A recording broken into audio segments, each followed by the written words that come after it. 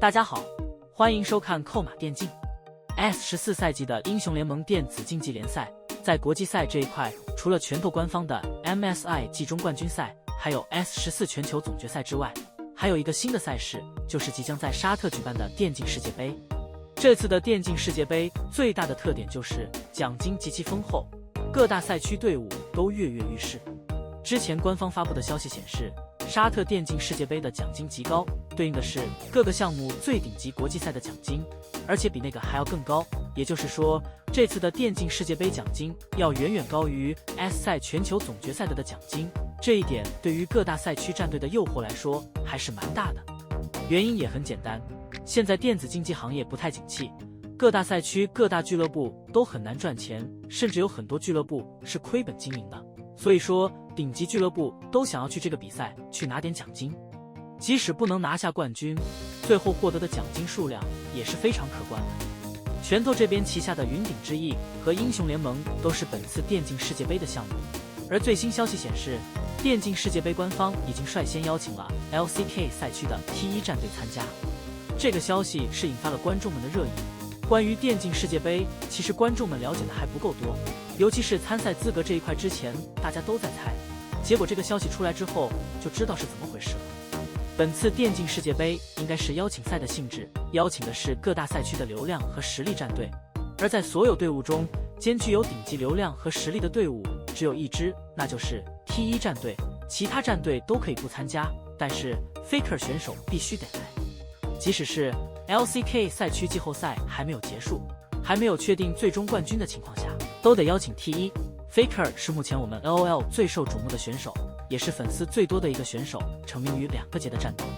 之后 Faker 就开始了 S 赛的统治旅程。 S3 时期是 Faker 操作最强的时期，在线上没有中单能够打过 Faker， 全部被碾压。如果说 Faker 最伟大的地方在哪，就是他为英雄联盟付出了全部。从 S3 到 S9 这6年多的时间， Faker 全年都在战队中度过，个人的私事从来没有考虑过。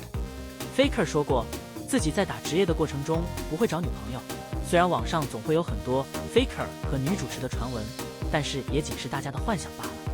就是这样一个从不吹嘘自己成绩，不会有功劳就骄傲放纵，从一名职业选手的角度上来说， Faker 不论是人品、职业素养、个人实力都是毋庸置疑的。 Faker 在12年开始玩英雄联盟这个游戏，也就是 S3 的时代。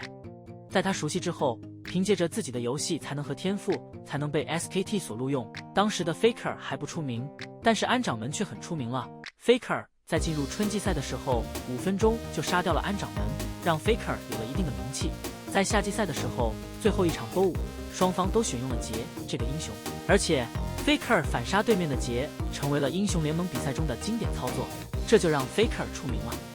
而且在 S3 赛季， Faker 带领着 SKT 拿到了世界冠军，那个时候 Faker 才17岁，被称之为世界第一中单，才出道就达到了巅峰。虽然在 S4 掉入了低谷，但是在 S5 的时候状态回归，拿到了 MSI 的冠军，而且是以全胜的方式拿到了，而且 S5 的总冠军也再次拿到了手，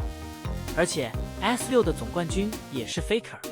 这就让世界知道了 SKT 这样一个传奇队伍， Faker 这样一个传奇人物。就算 T1 最后连 MSI 的名额都拿不到，都要来参加沙特杯，这一点也是在很多观众的意料之中。而目前 LPL 赛区的队伍还没有被邀请，原因也很简单， LPL 赛区去年并没有拿下 S 赛的冠军，所以不存在类似 T1 这种被直邀的可能性。然后就是 LPL 的季后赛才刚开始不久，到时候沙特应该会根据 LPL 赛区的战队排名来决定邀请哪支或者哪几支战队来参加比赛。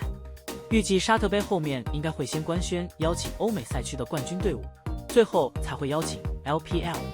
关于沙特杯的最后悬念，个人认为就是这次比赛的赛制、赛程、赛段安排和战队数量了。众所周知，每出现一次的国际大赛，势必都会影响到联赛的赛程安排。去年因为亚运会的原因， LPL 整体赛程都进行了调整，大幅度缩短了夏季赛的时间，来给国家队集训。今年沙特杯如果赛段时间比较长的话，各大联赛也得做出相应的赛程调整。个人猜测，本次的沙特世界杯赛程持续时间应该会比较短，甚至有可能短短几天就结束比赛，精彩程度大概率不如 MSI。到时候谁能在短时间的赛段内拥有最好的状态，谁就最有可能拿下最后的冠军和高额的奖金。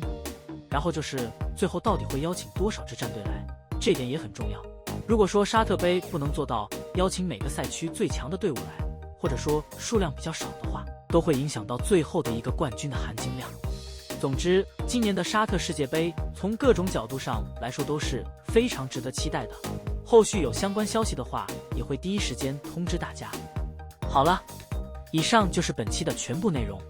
大家觉得这次沙特杯都会邀请那些战队来参加呢？大家有什么想说的？欢迎在下面的评论区交流讨论，我会去挨个查看。感谢老爷收看，欢迎点击订阅，我们下期再见。